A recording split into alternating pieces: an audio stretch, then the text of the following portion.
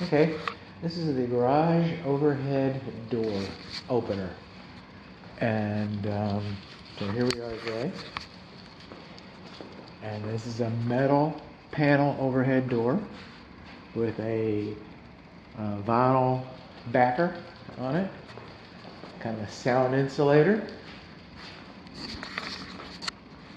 Here's our data plate for the door opener motor. And we'll just start from one side to the next. This control button is supposed to be over 5 feet and illuminated from the garage floor so little hands can't get up to it. And it is. I'm vertically challenged. It is. But you're supposed to have an entrapment notice, a warning notice posted next to the door. A lot of times they have the illustration of a child being squashed or something like that. And sometimes it's just, the written word. But we don't have that. We do not have a warning notice by the door. Opener control button. This is a metal panel overhead door. These are these are optic sensors, okay? And they're not supposed to be farther from the driveway. They're not supposed to be farther from the garage floor than 6 inches, and they are, okay? Now inside, on the corners of the first panel, we're supposed to have, pinch notices, okay? Spring pinch, notices, and we have those. Okay, so that's a good thing. Inside the door also, we're supposed to have a pull handle, and we do not have that. Okay, so that's less than good.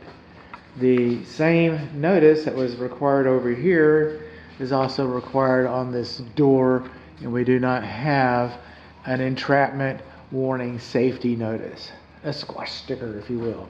Okay. Now over here, we can lock the door manually.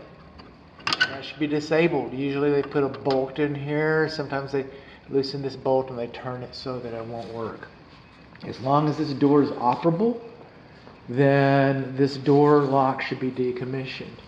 You might want to keep it around, in case you lose power and you start having to use the door, on a daily basis manually, then you could activate this. But until you lose power or you lose a motor, or until that happens, okay, then this is supposed to have been deactivated. Oh, we got something over here. What is this?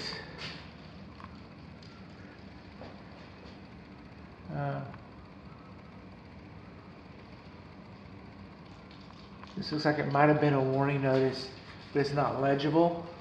You can't read it. And I say might have, I can't ascertain it actually is a warning notice. So this is our LiftMaster, and it's plugged into the garage ceiling.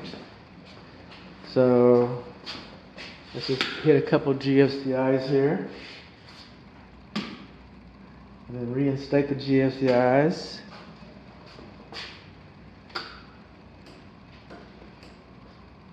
It is on a GFCI protected circuit. However, the receptacle outlet is not labeled as being such, and it also appears as if our courtesy luminary is inoperable.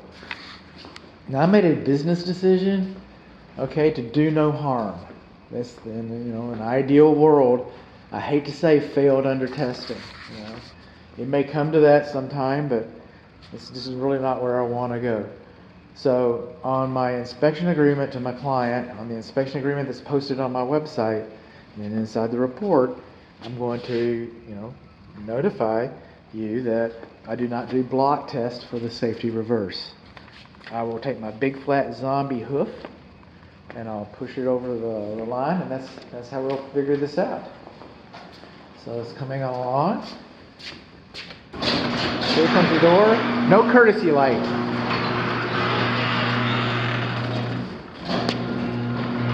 All right, so we know the safety reverse works. I just did not, safety is such a personal issue. You can use a block test. There's instructions baked inside of my report. You can have the seller's agent show you a block test, but I am not doing a block test. So that's what we learned, okay? And our courtesy light doesn't work. So what did we learn? We learned that we do not have a safety notice here. We learned that our optic sensors are too high. We learned that we do not have a pull handle inside of here, and we do not have a safety notice inside of here. We learned that our manual lock has not been decommissioned, and we learned that our courtesy luminary is not working. We also learned there's not a little sticker up there that says GFCI, but we learned that. Okay, and that is the garage overhead door opener extravaganza production video production.